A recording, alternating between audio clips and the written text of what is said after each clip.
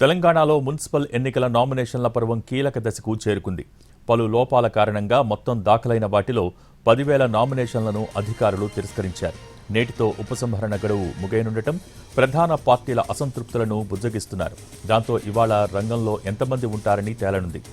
Municipal ఎన్నికల్లో మొత్తం 29,694 నామినేషన్లు దాఖలు కాగా పరిశీలన తర్వాత వాటిలో 10,086 అనర్హమైనవని అధికారులు తిరస్కరించారు. ప్రస్తుతానికి 19,608 నామినేషన్లు మిగిలాయి. ఉపసంహరణ తర్వాత ఇవాళ సాయంత్రం అభ్యర్థుల వివరాలను ప్రకటిస్తుంది.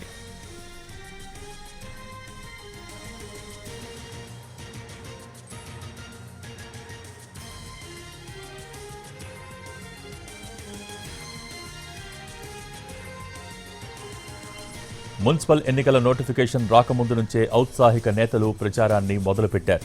వీరిలో చాలా మంది పోటీలో దిగారు. అయితే వాస్తవంగా బరిలో ఎవరుంటారు అన్నది ఇవాళ తెలియనుండటంతో ఆ తర్వాత నుంచి ప్రచారం ఊపందుకోనుంది. అందుకే ప్రధాన పార్టీలకు సంబంధించి నేతలు కూడా రేపటి నుంచి ప్రచారం ప్రారంభించనున్నట్టు తెలుస్తోంది.